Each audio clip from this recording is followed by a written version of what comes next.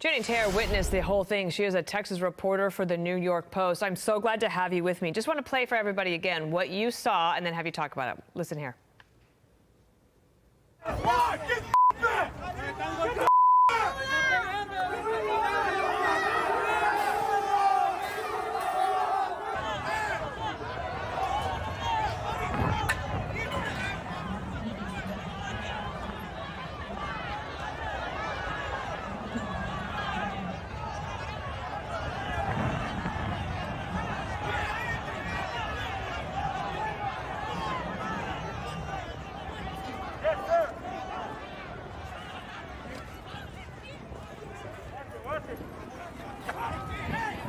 Jennie, the video is very dramatic just in the watching of it. What was it like to see it firsthand?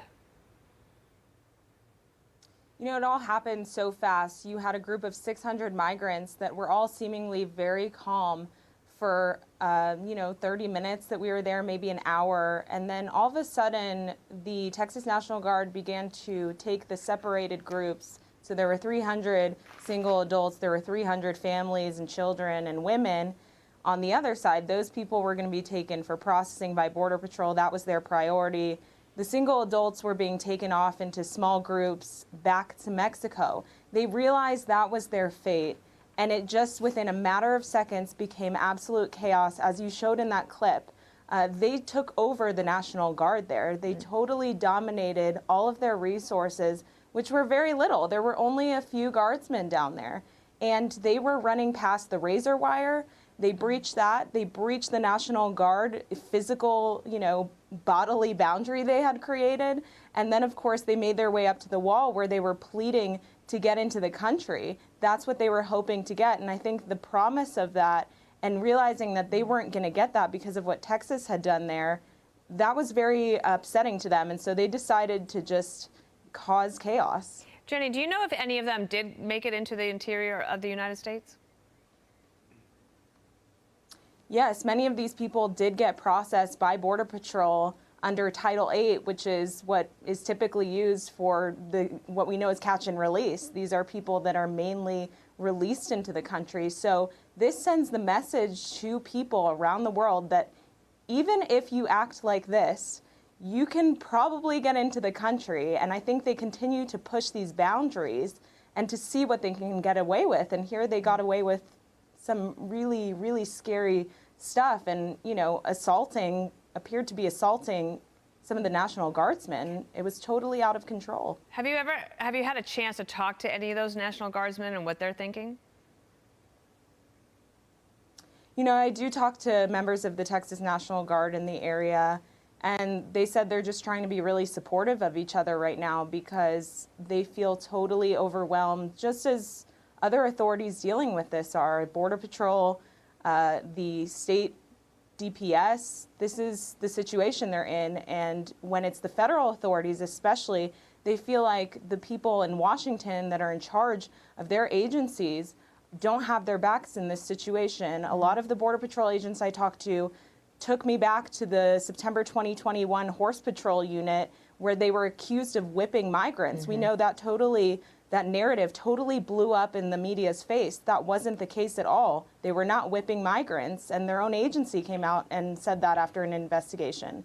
Everyone was against them in that moment, and that's how these people feel. We have here the border encounter numbers in the El Paso sector. So you can just see over the past 3 years, it really went up. It is down a little bit year to date, and for 2024 at 96,000.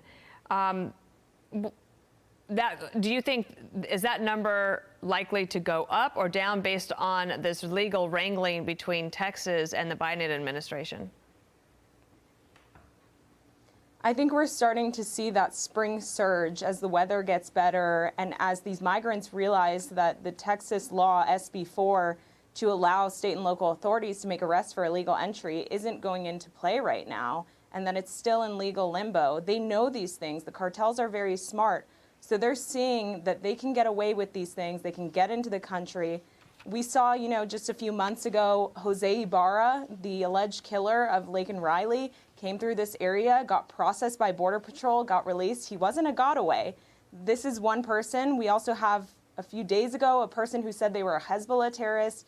We confirmed that they were on the terror watch list, but that didn't happen until 6 days after this person said they were on the watch list. So it's possible they could have been released into the country as well had they not told authorities that they were a terrorist. So this is what we're dealing with at this point. A lot more criminal elements coming through and a spring surge. Quickly, Jenny, just tell me about the people there who live in El Paso. It's a thriving American city. They've got a lot of businesses down there. Are they worried about the state of things right there at the border? Absolutely. I talked to Dolores Chacon yesterday. She lives right along the border, and she sees breaches of her fence every day. I mean, she sees people crossing on her property. She's had people under her car when she's taking her granddaughter out into the town. The Walgreens here, just like San Francisco, has things locked up because migrants are stealing things. There are criminal elements also on the streets. There are members of what appears to be Tren de Aragua, the gang that, of course, Jose Ibarra was affiliated with.